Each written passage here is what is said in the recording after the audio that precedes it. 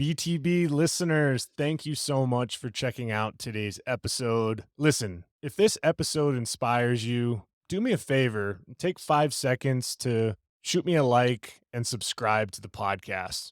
There are several more exciting guests that are in the pipeline, and I just can't thank you enough for your continued support. And let's keep paying the mission forward. In today's episode, I interview Dave O'Hare. He is an Irish tennis player, played at the University of Memphis, represented his country proud in Davis Cup, played on the ATP World Tour, and is now a prestigious tennis coach working with world-renowned Joe Salisbury and Rajiv Ram. He's a 3-time Grand Slam tennis coach. And we talk through how he was able to start in his tennis career, what makes him tick, the intricacies of his philosophy of coaching, and the personal and professional journey that he's been on. Don't be afraid of the dark. Be careful with stars. Not every light is gonna guide you, baby. Welcome to the BTB Project, designed to empower listeners to identify their why and to live their best lives no matter the circumstances. My name is Kollman Gearheart, a former athlete and motivational coach. I've had the opportunity to inspire thousands through my story and help accomplish what they are built to be. You'll be encouraged by each and every episode, and let's get into it. Yeah, when I blow up, I'ma soar high like Peter Pan. In real life, be living out my dreams. If I'm waking up, it's in a foreign land.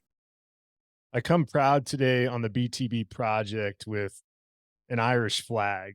A good friend of mine and a mentor, James McGee, was one of the most incredibly passionate tennis players that I've come across in my life. And here I am today on with a young man that represents that same Irish flag just as proud. He is a former teammate of James McGee. He is part of the Irish Davis Cup team. He's coached players like Joe Salisbury, Rajiv Ram, played at the University of Memphis. There's so many different attributes that this young man brings to the table, and I cannot wait to share the journey and get into the story of Mr. Dave O'Hare. Welcome to the BTB Project. Thank you very much. Thanks for the kind introduction and the very kind words. Appreciate it. Absolutely. And I know that Davis Cup, when I say that and I say your former teammate's name, some of the stories that he shared about those moments representing his country, and even a point where he got to play a match in Castleknock where he grew up. Just some unbelievable, memorable moments. And I know that you guys have crossed paths and you're a few years younger, but I'd love for you to start, Dave, with what does Davis Cup tennis mean to you, and what is it like representing your country at the highest level? It's hugely special. Obviously, we're about to embark now on the first time hosting such a high level match. We actually host Austria on February 3rd and 4th next year. So this is a World Group 1 playoff for us, which is the first time we've hosted a tie in 9 years, but I think it's been at least 40 years since we've been in a position to be at a World Group 1 playoff. At least the first time we've hosted a tie of this caliber in 40 plus years in Ireland, and get really excited at possibility of having just got released there the other day. We're going to have potentially up to 4,000 people. Wow. It's going to be held at Limerick, which is one of the big sporty universities here. So yeah, all excitement. You'll have to excuse my voice. I'm just fresh off a couple hours practice with the boys over the past few days. So I've been shouting and roaring and encouraging and being out in the court myself quite a bit. So I'm sounding a little bit worse for wear. But yeah, honestly, Davis Cup tennis, it's one of those things that when you're in it, it's obviously hugely special and it's amazing, but it's one of those things that I think I'll look back on and be immensely proud of representing my country. It feels a little bit surreal, and I'm still fortunate to be in it and still competing and now coaching, which is a great honor. I hope it's going to be a big part of my career going forward. I definitely have big aspirations to become Davis Cup captain. And I think that's going to be a nice little segue for me into helping Irish tennis, into helping juniors, into just building great people, sharing my story, what tennis means to me and the perspective I've maybe gained, and just the journey, just everything that tennis has taught me through the ups and downs and the perspective that I now have. I know I'm very fortunate to be in the position that I'm in, to be healthy, And when you look across at what's happening across the world, I think as tennis players, it's so easy to go very insular and very into your own head and worry about a couple ground strokes and a first serve percentage and you name it. Whereas I'm just really feel best to be in the position that I'm doing and following a dream, playing a sport I love. I know not many people just say that. It really means a lot to yeah, sing the Irish national anthem and looking forward to, I've only had the pleasure of playing a home tie once.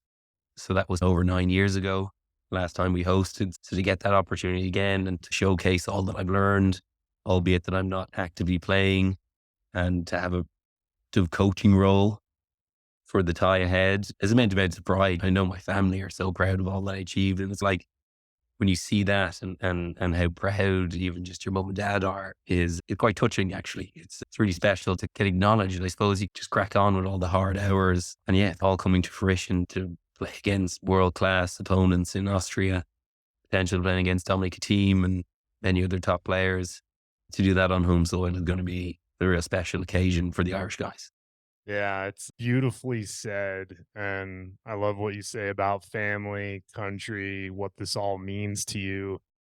And it's neat because as I'm connecting some of the dots of how I'm sitting here in United States in Colorado, and I help a local high school here of where my son goes to school. He's not a tennis player. He's a big cross country track star, very highly recruited, much different than my tennis journey. But Fantastic. here I am at tennis practice a couple years ago, and a gentleman by the name of Oliver Maric shows up to our practice, and he was one of the premier Austrian doubles players back in the day. And Yeah, yeah, um, yeah.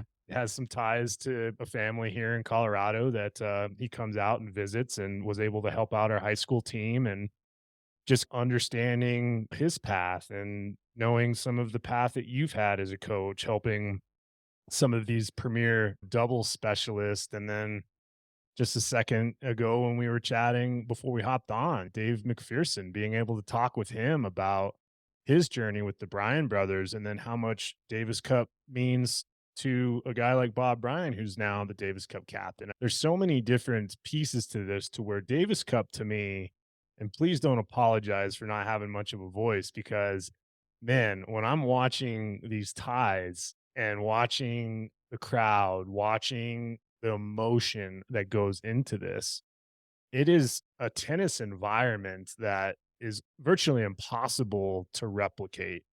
So Yeah. I just would love for you to talk to the listeners about, when it comes to the biggest matches that you've been able to be a part of.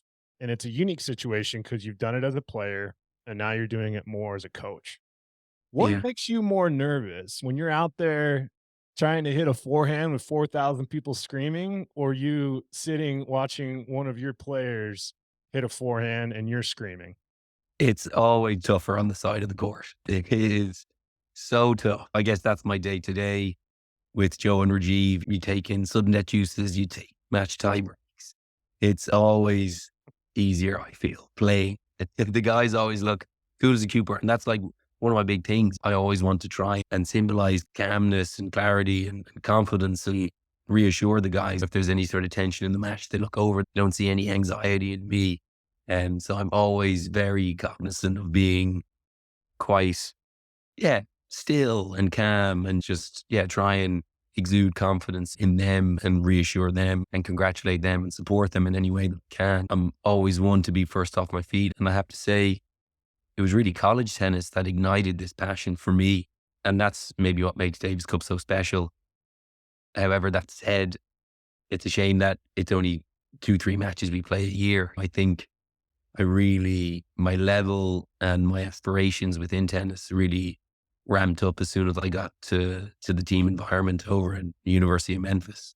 Being able to play for a team, to play for a program, to play for a coach. My coach was an absolute gentleman and huge influence on my life and in the person that I am today. So playing for him was a great honor. And then my last 2 years, I was fortunate enough to represent the team and become captain. And that not forced me, but motivated me to try and lead by example, try and do the right things, try and be a great teammate. And I guess it was always funny. I always found that so easy to be a world-class teammate. And then as a player, as a pro, those same motives were always so tough. To be your own best friend out in the court was always such a challenge. To be that anchor or that support for yourself, these negative self-thoughts or these demoralizing beliefs that you have about yourself or your ability or your level it was a great challenge as a pro to try and overcome those things. Mm. And it was maybe a little bit too late in my career that I finally, maybe this is going to be a large topic about we talk about today, is maybe compassion. Having that compassion for myself. I don't need to have any sort of emotion related to the past and frustration or anxiety. And we know that's an emotion related to the future. Just really trying to stay present and think what's actually going to give me the best chance to perform well. And that's one of the big cues that we try and talk about with the guys. Generally try and separate the tennis from the performer. And on the match day, we really try and emphasize the performer because that's generally everything that we can control. And they're the roles that each of the guys have within the team to create that synergy, which we really pride ourselves in believing that that's what separates us, I think. Right. It's very difficult to have such sustained success. Obviously, Dave McPherson can attest to this and all that he's achieved with things. But in the same breath, we consider the relationship that the boys have built and the hardships that we faced, particularly in this past year. A lot of results didn't really go our way. We have to have good transparency and open and honest communication.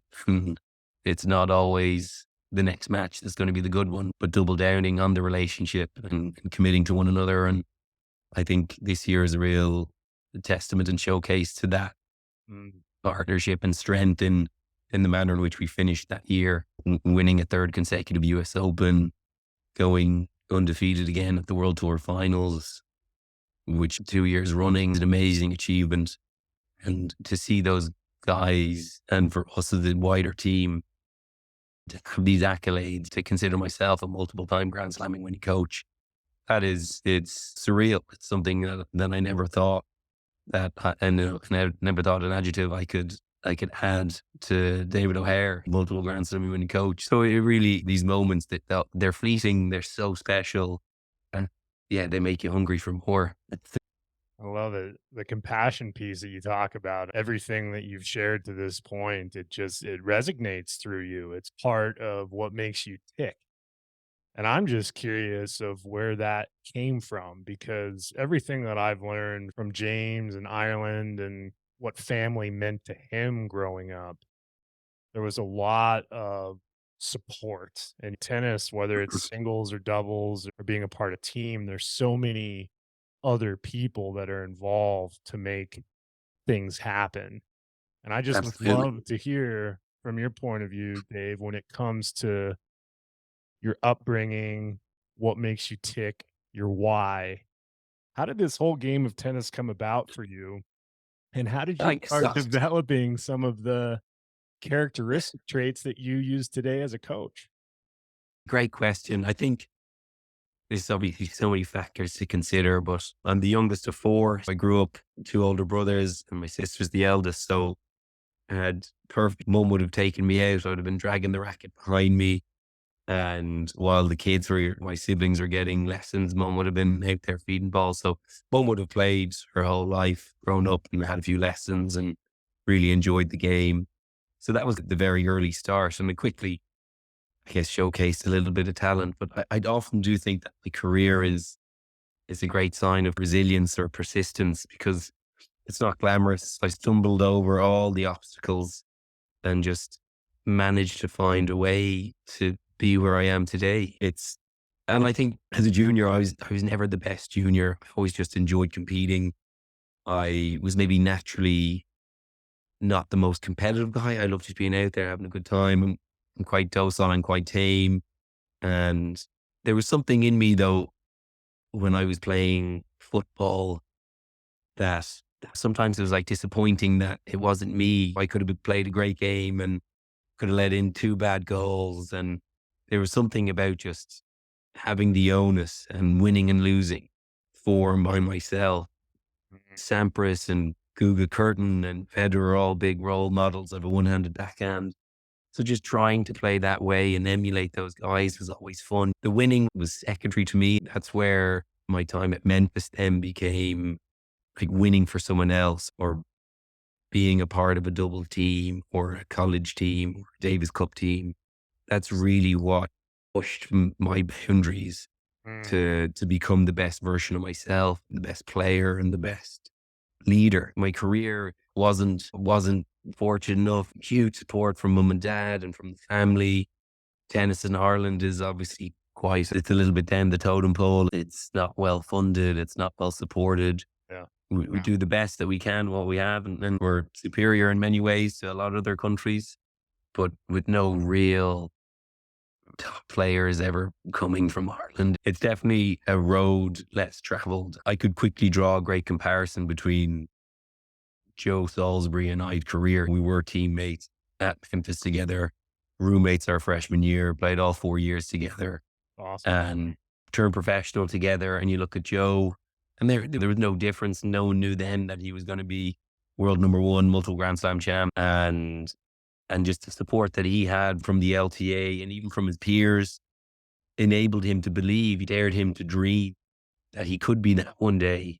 And I think there's maybe something within Irish culture, this modesty, I don't know. It's just too bold to come out and say, I want to be a top 50 singles player or doubles player or it's almost like taboo to say that. I joke with even a few past Davis Cup players and good friends of mine. Oftentimes when you landed back from a trip, you're back in Dublin, you're getting the taxi back home and the old boy up front is like, so what do you do? And he quickly get old. He goes out to say, I'm a tennis player. Because what? You're a tennis player? When will you get a real job? So Yeah. you then just, I'm just this and that. So you'd actually, just to save the chat, you just be like, I'm just in accounting or I'm this and that. I see. It's a strange dynamic, but I do think that mindset within Ireland is actually changing a little bit. And I think it's actually starting with the rugby boys. We obviously had somewhat a disappointing Rugby World Cup, having been the number one ranked team and playing a couple of great games, and we came up a little bit short against a very experienced New Zealand side with arguably the best, richest rugby history in the game. And they showed their canniness, their ability to grind out the win. But it is changing. I think that mentality. I think it's now okay to be bold, to say, no, I can dare to dream, actually, and no one's gonna box me in. And even as a player, I felt like when I got to Memphis, I was able to like recreate myself. No one knew me. I could be the person that I want to be. I didn't have a few maybe negative voices in my life and just, I guess, kids in their 15, 16, 17, when they beat you before, they're quite rash and rude and they belittle you and they try and manhandle you. And I wasn't maybe the most naturally self-confident guy.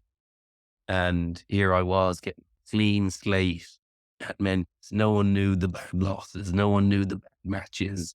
Here is me just getting the complete chance to give it over again. And I always found that I played my best stuff outside of art. I'd have great results and then I'd get back and then these shackles or the perception of the player who I was came back. Interesting. So that limiting belief, Yes. I was a fraction of the player in Ireland at a younger age than I was abroad because I didn't have these projections that other people place on you and your level. That was just part of growing up and maturing is not listening to those voices and building the evidence in your favor for you to feel like you belong. Yeah, the fantastic parallel that I think of when you shared that was when I was able to sit down and talk with Jeff Salzenstein and we walked through his 1996 match at the US Open against Michael Chang in the second round. And he had won the first set. And after the first set, he looked up into the crowd and his family was there. And he had this big grin on his face. But he said in that moment, Dave, that the match was lost. Even though he won the first set, he basically Yeah. had these limiting beliefs in his mind that he was capable of taking a set off of Chang, but he never thought that he was able to beat Chang. And that's when he lost the next 3 sets and the match was over. And I share that because this limiting belief topic and how you've experienced it as a player, how you're helping other players not experience it as a coach is something that I come across too all the time. And it's very challenging to do anything in life Yeah. unless you have the ability to visualize it, to believe it, to say it, to speak it into truth, into it actually happening. And in order to be in that type of mindset, you have to have an alignment. You have to have a belief. You have to be encouraged. And it's just really interesting how limiting beliefs are in each and every one of us. I'd love for you to maybe speak to when it comes to some of the players that you have now and whether they're winning a grand slam or competing their tails off for their country in Davis Cup. When a limiting belief enters their mind as a coach, what do you do to help them work through that? The amazing thing and being privy to these conversations, because that's it. We're all human beings, right? We all have these insecurities. And regardless of numbers beside your name, single digits, three, it's still the same. The guys can still have these expectations and these, yeah, it sometimes even experience isn't even enough that, that they've won these things. Sometimes limiting beliefs can be so strong that they still feel shackled and they feel still they can't perform. But yeah, that's again where really profound model that we work to in this performer. So we just break that down. We just know exactly what it is that we have to do. We know we need to be physical. We need to have high energy. We need to rescue and refocus one another. We look to Rajiv to be a little bit the energy leader for the team. And with multiple roles these guys get told before going out. And I think it was beautifully put before our first round match in New York. And it was, this is our court. This is our tournament. And that was the message. And really from that first ball that we hit in that first round match, synergy kicked right back in. There's definitely something to be said for, I'm not quite sure if it's a location bias or there's just this ability to play well in certain places because of past memories. And that just kicked right into gear and the guys felt comfortable and at home. And it was no big deal to just try and keep that streak running. Hmm. And it's much the same. The guys at this stage have faced, there's no substitute for experience. They've faced all these adversities. They've come back from sets in slam finals. They've won in straight sets. They've experienced all these emotions. And it was like, boys, the people that you're playing today don't have that in their locker.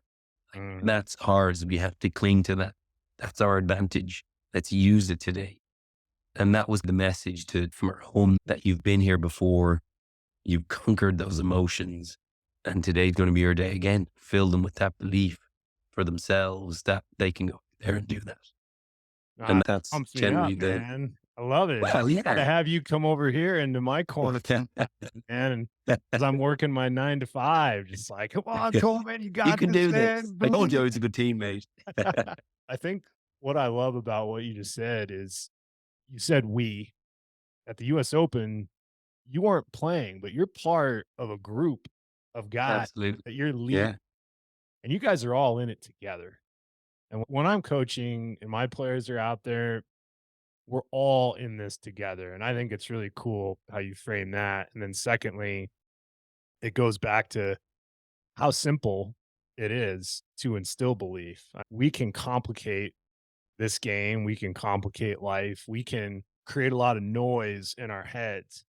And being able to cut through that with just simple, concise logic and reasoning of belief allows us to really accomplish anything we put our mind to. I want to touch back on your time at Memphis because obviously you got to play with Joe. You guys got up to what, 3 in the nation at one point in your career at Memphis. But also think is really fascinating is you are a true student athlete, man. All academic is all over your bio. Yes. How in the world did you manage coming from another country, coming to the States, and being a student athlete all at the same time? Yeah, I think it's one of those brave decisions, like as a pretty clueless 18-year-old to jump on a couple flights, 9, 10 hours from home, not knowing a single person. I can't say I'd openly get up and do that again in the morning. But Mm. again, there was just something so refreshing about that new start. And that's really where my tennis bloomed. Have amazing facilities and teammates. And that was a massive springboard in my career to have had coaches watch more or less every single stroke in matches, in practice, constantly learning and growing. So yeah, it's funny again, talk about the stumbling at Memphis. When I arrived at Memphis, I started playing 1 and 2 in singles, and I think both people progressed and actually advanced in their Thrown ranking. into the fire, man. Yeah. And mine actually, I played one all my, but I played every single position. We tried something out. I think it was like my junior year. We split Joe and I to see if we could spread the wealth, and I played three, but I played every position. I got such a well-rounded college experience. I played matches at 1, I played matches at 6, played right the way top to bottom. And that's where I come back to that failure and persistence and just rolling with the punches a lot and just stumbling over these obstacles. And even closer towards my graduation, I really had a fantastic first Davis Cup experience, which I think looking back in it was the most pivotal moment in my life. And I was fortunate enough to have another opportunity only weeks later to reaffirm that belief. I got picked for a tie in 2014. We were playing Belarus away. This was one of the occasions that James McGee was injured, Sam Barry was injured. That's why I got a last minute call up. We were pretty bare on the ground, didn't have much experience in the team. I played with James Kluski, who we talked about before jumping on. And James would have been a big mentor. He would have been the one guy that I looked to that had taken this journey and this road to become a top 100 doubles player. He got inside 150 for sure. I'm not 100% on his ranking. So he would have been a big pioneer and someone that I could have learned from his failures and brushed shoulders with. But long story short, we played against Max Mirny in Belarus. Obviously, Max, top 20 in singles, #1 in doubles, Yeah. Olympic gold medals, you name it. Big He's serve, maybe. big serve. He's got it. And I'm a decent height guy. I'm not massive, but I'm 6'4" and decent frame. Kluski's 6'6". Max is probably similar height to me, but shoulders are twice. He's huge. And then Alexander Puri is like 6'8", 6'9". So I was a little midget on the court is what it felt like. But I played a match of my life, played unbelievable match. We lost in 5. I had match point in the 4th set tiebreak. I missed a return by about this long. And if I can boil down all the points I played in my career, that's the one point I wish I had back because it would have been such an amazing upset. I was on the cusp of, on my debut, beating Max on home soil. Would have been amazing. Would have been amazing for me. It still ended up being amazing for me, but to have been able to get over the line there and then would have been, if there's one match I think I could have back or one point I could have back or another go at that return, it would be that specific point. Ah, you're good. No, Max Mirny, it's funny you bring that up because a name you might know, I'm 39, but he's a few years younger than me, Kellen D'Amico. He was a junior Wimbledon champion, played at Yeah. University of Texas, and when he won junior Wimbledon with his partner, Nate Schnugg, who went to the University of Georgia, their prize was a quali into the US Open, and in the first round of the US Open, they played Max Mirny. I don't remember who his partner was at the time, but Yeah. Kellen told me many times he grew up here in Colorado with me, had him on the podcast a while back, and he just told me about those same shoulders that he had to experience, and Yeah. I just think that's awesome that you were Yeah. right So there, that, and in that moment, what do you think would have allowed you to close out that match? Do you think some of the limiting beliefs that you had in Uh, your home country was holding you back a little bit, or was he just playing I don't better think than you? so. Actually, I think that was, I can hold my head up high and I can be proud. I don't think I choked. Mm. I don't think the occasion got to me. Like when you talk about being in the flow state or being in the zone, I think that was one of those days for me. And their willingness to stay around and be competitive, I think it's almost the greatest respect that they didn't fall over for us, that they had to fight hard and we had to push them hard. And we ended up losing 6-3 or 6-4 in the fifth. Still, it was still an epic first experience. The next occasion, like, got a wild card. Joe and I got a wild card to play the Prime Brothers at Memphis Wow. and had a really positive experience. So here we are, two seniors, great big home crowd, loving the atmosphere. All racket club members where we trained was where the or there was, I think it was a 500 when we played it, but where the event was. I know that So, I area. mean, My aunt grew up in Memphis. She worked for FedEx. She probably yeah, saw a few FedEx buildings. yeah. So yeah, to have had such overwhelming support for that match. And if there's one place I've hit the most amount of tennis balls ever, it was that racket club. They were our, albeit that the stadium court was obviously erected around the college courts. It was just such a comfortable environment for Joe and I. And we lost 4-4, two sudden death juices. I think as young, naive, wannabe professionals, we thought, Jesus, we nearly could have won that. Now, what I've grown to observe on the weekly basis at 4-4 with a couple of sudden death uses is very routine. But at the time of being a little bit inexperienced and naive, the possibility of being a few points away from beating the Brian was a huge propulsion of self-belief for me. And that really is what then enabled me to then dare to dream about, maybe I can do it. Maybe I can play professional tennis. Like, definitely without those two experiences at that time, I can't say I would be or have the tennis memories or be in the position that I'm in currently without them. They're very pivotal in the journey that I've taken. They were huge catalysts in accelerating me to becoming the player that I am and was, and the coach aspiring to be.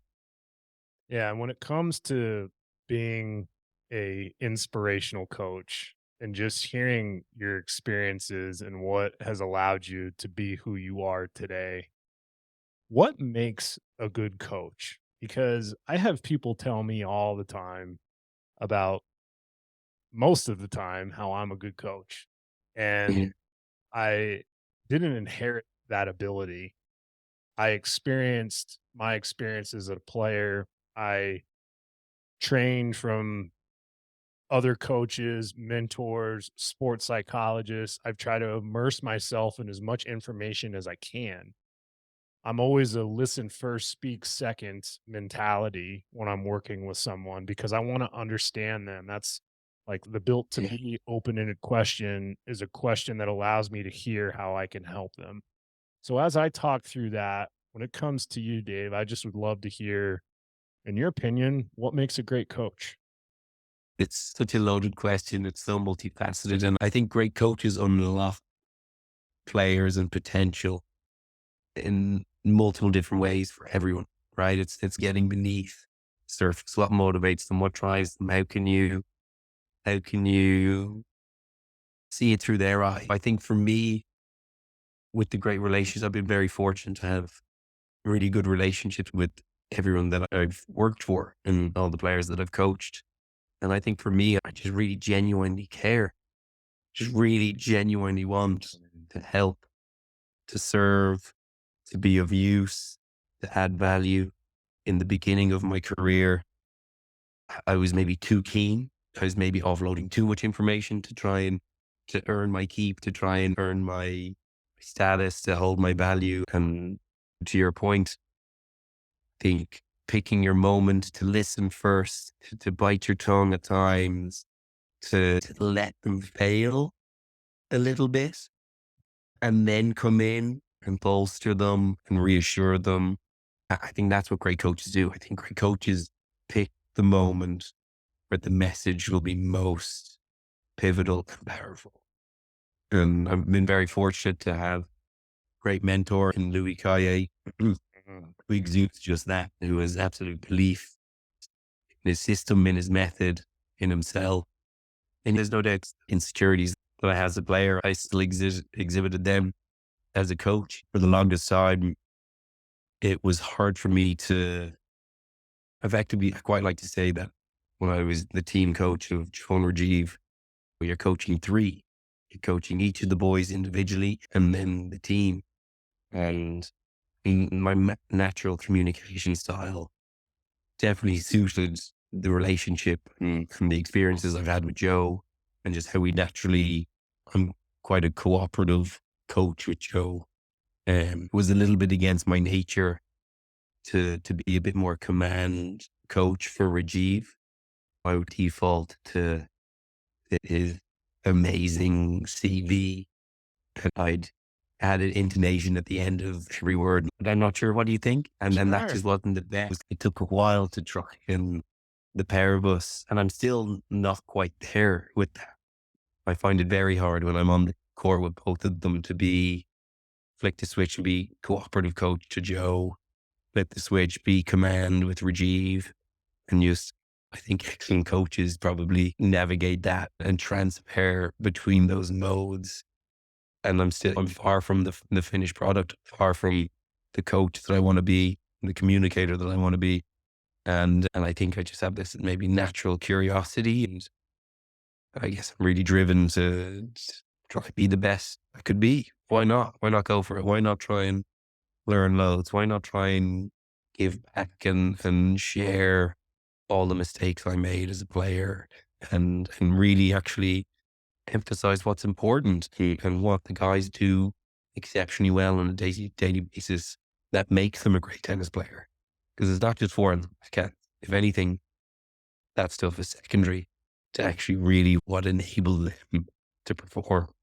Yeah, and I know we talked about this before we hopped on, but it just had to have been a little bit surreal to you to when Rajiv offered the ability for you to coach him because, yes, he has quite the CV, he has quite the accolades, and there's a lot of times to where I've come across players myself as a coach where they're outstanding players, and I sometimes do the compare and contrast. If I didn't do what they did when I played, why would they want to listen to me as a coach? Yeah.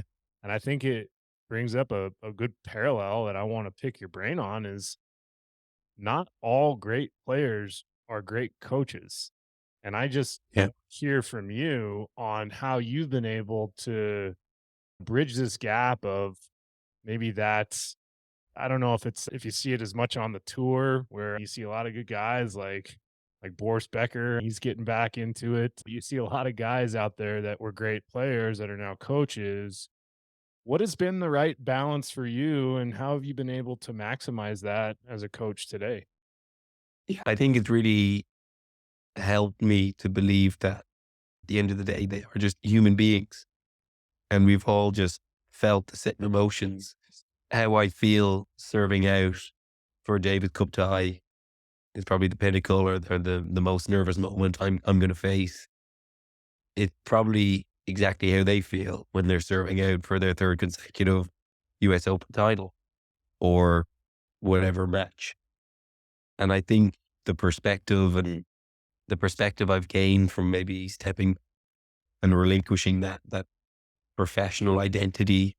I think it was a tough transition. I think a lot of tennis players, so much your identity and in your person and your being, that to then no longer be Dave the tennis player and to just be Dave is quite a tough transition. Mm. And for me, I felt a little bit lost. I would say that's maybe the first time that I had like just a lack of motivation, a lack of energy. I was a bit just flat. And I'm not going to say I was depressed or anything like that, but I was just a bit like, "Oh, shit, what do I do now?" Like I was a bit just lost. I kind of went on a little bit journey, and I was fortunate enough to step into coaching, and this is something I know, and this is the passion that I have. So I'll pursue this for the time being. And and figure out where I want to go from here. So I think just realizing that, I think I've had a couple profound moments while still being able to compete in Davis Cup with this new perspective that I've gained while being a coach. And it's really helped me in big moments, in big matches. And I've tried to reiterate that message. And I love the fact that I can still play. I think it's so good for my ability to just empathize and sympathize with the guys. And I think particularly for us in doubles and for the manner in which we coach, and so much stats, a lot of data that it desensitizes the human element a little bit. Oh, Joe should make that. Hang on. Like, it is actually 30 all, 5 all in the third set here in semis of the US Open. Maybe it's quite hard to make that routine for in return. If you thought of that, like, to reequate myself with those feelings and emotions, and a little whisper of self-doubt that can chat away at the inside or in your left shoulder. It's brilliant. It's brilliant for my coaching. And I think there's, I'll share one quick little anecdote that I think really captures maybe my coaching philosophy, or maybe my stance, or there's one thing that I think a listener, I would love to share, and that they could gain if there's one present I could give anyone. It would be compassion for themselves. And there's a great mentor that I have. I just had breakfast with him this morning. Well, I'm back in Dublin, but he's a brilliant cardiologist. Wow. Amazing man. And we've shared a lot of podcasts and books and recommendations, taken real vested interest in me, which has been fantastic. Very grateful for our friendship. And whatever it is that I done the day before we hit, he just came back with, oh yeah, it's like all those self-help books. It all comes back to this one occasion. I was like, what's the equation? And he's like, E plus R equals O. Event plus reaction equals outcome. So that seems pretty paramount at the time. So I lingered with me, played the rest of our session. Then later in the day, I'm working with this guy, Conor Gannon, who's actually Davis Cup teammate now. And there's an element of this big brother syndrome. Maybe he should be better than me. I'm off the tour a few years now, and he just gets in his own way. He'll be playing whatever game, we'll be playing a baseline game. He'll be 2 sets to love up, and he'll have a match point. He'll get a little bit tight, and I'll squeak it, and I'll get back into it. Lo and behold, we're 2 sets all now, and he literally played the dream point to go like a mini breakup, to go 3-2 up in the 5th set, whatever we're doing. And like, honestly, you couldn't have constructed a point. The event was amazing. I played a great point. But the reaction was like rooted in like frustration, because it had gone to a 5th set, and he felt that so it wasn't like a joyous. Yeah, he didn't celebrate that moment. It wasn't like an actual positive reaffirming, come on.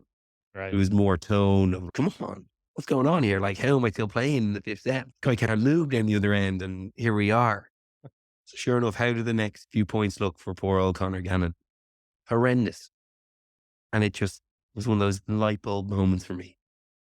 And that really stood out in my coaching career as a paramount moment. And then I was fortunate enough to experience it myself, then playing Davis Cup. So sure enough, bear in mind, I'm just off coaching top 5 team. I haven't played Davis Cup for a few years. I'd been injured. I finally got called back into the team, playing doubles, not playing much tennis, not training really that much. I'm facilitating practice with the guys, but not a huge amount. And we're in like World Group 3. This is 3-4 years ago. Yeah. And we're in the playoff match against Georgia. Win the first set. All going well. Playing good, feeling good. Myself and Simon are on court together, Simon Carr. Yeah. Get the break to go 3-2 up in the second. Here I sit down at the change of ends. Big king of numbers, double head on me. Like, all right, so I know the formula. I got this, we'll do this. We'll consolidate the break here and keep cracking on. And good first, for sure. A lot of first serves this game. So then missed my first serve. I missed a volley. Okay, so yeah, bit big margins, or the low body, whatever. So guide my serve, miss it a bit long. Second serve, Simon misses. They hit a good return. Simon misses a lot, whatever. So as a player, this moment in time, like, man, what are you thinking? Like, you've just invited them back into the match. You've done exactly what you said you wouldn't do. And I hit another first serve, missed it. But that was the first one that I was actually like remained objective on. That was the first one that actually felt good. So in that moment, actually being objective and actually being like, oh, that was a good first serve. Okay, I missed it. But how do I then feel stepping up? So the event was missed my serve. My reaction was good. That was a good one. Felt good. So then how do I feel stepping up to my second serve? Actually quite good. Good second serve, 15-30. Good first serve, or 30 all. Good first serve, 40-30. Good first serve. Just like that. I managed to do it when it mattered most. And that's like maybe the biggest spiritual growth I've ever had. And it took that little hardship in that moment and to reframe it and to be like, actually, that was a good serve. And it's as simple as if there are tennis players listening to this podcast, Yeah. it's like, okay, to you, listener, what is the difference between a mistake and an error? Or are the two terms interchangeable? If I have my definition, for me, a mistake is misexecution and an error is a shot selection. And I think it's subtle, but there's a huge shift in mindset. If you can, oh, actually, that was a mistake. Like that was the right shot to take out, just misexecuted. That's okay. And you can learn a lot from that error then or that mistake. So it affords you a big opportunity to learn.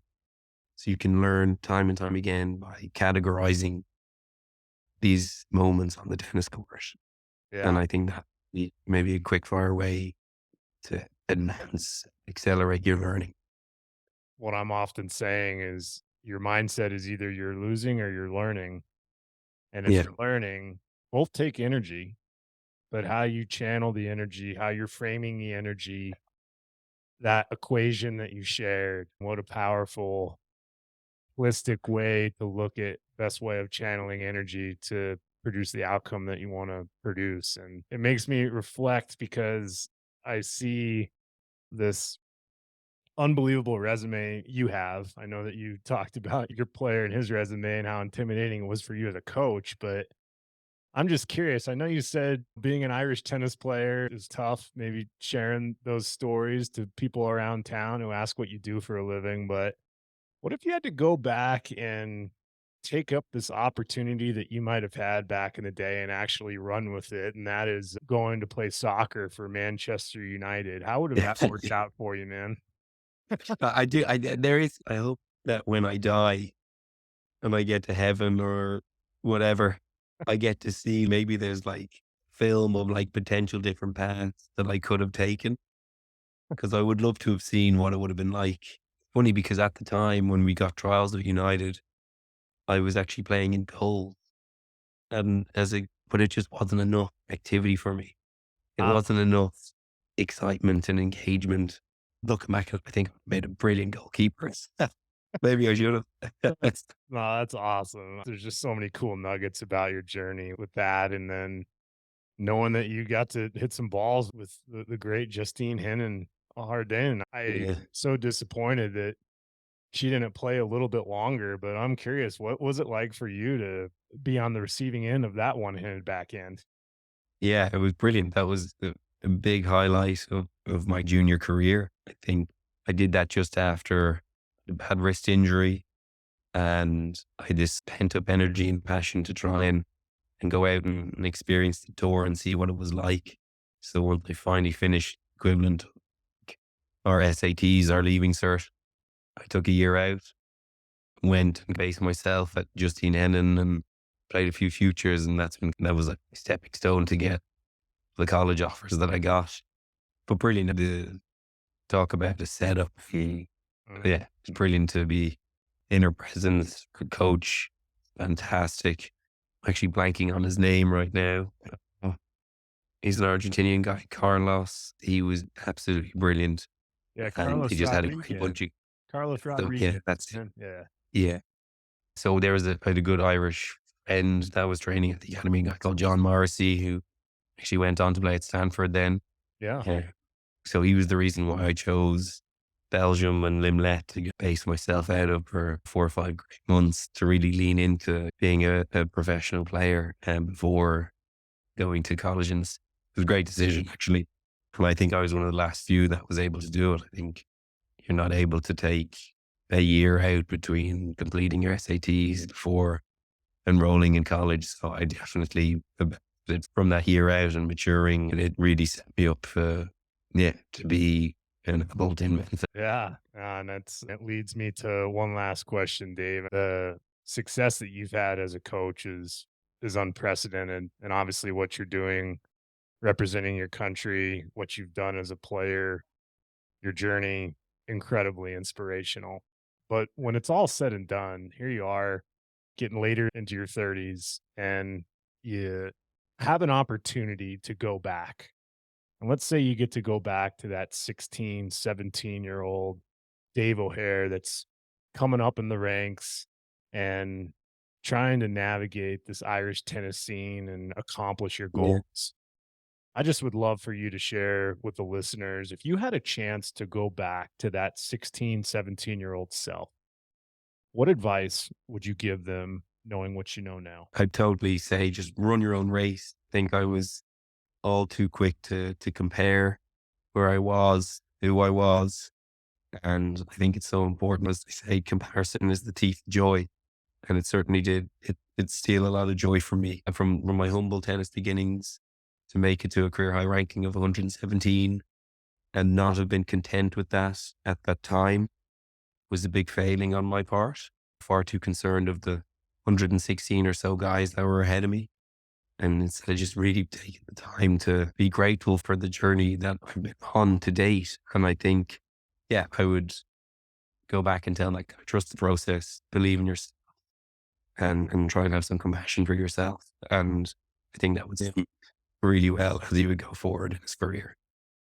Yeah, and I find it unbelievably fascinating that you talked about struggling with comparison and now how you're leading with compassion as a coach. It doesn't get more powerful than that, Dave. So I cannot thank you enough for taking some time after yelling with your mates there in Ireland and spending a few moments of your journey on this experience and time with me on the BTB project. Thank you. My pleasure. Thank you so much for the invite and really love what you're doing and looking forward to tuning in to the coming episodes. Appreciate you. What an incredible journey we just went on listening to Dave O'Hare's story. There's so many nuggets to take away from how he was raised in Ireland to what he's achieving on the ATP World Tour. Listen, if this episode inspired you, do me a favor, like and subscribe to the BTP project. Better yet, share it with a family member, colleague, or friend, and let them know why Dave's story impacted you. As we pay the mission forward, it continues to impact lives. And these storytelling moments are moments that are paid forward far and beyond anything that we can imagine. I'm truly humbled to be a part of this journey with you, and I appreciate your support along the way. As always, I'm proud of each and every one of you. And until next time, take care.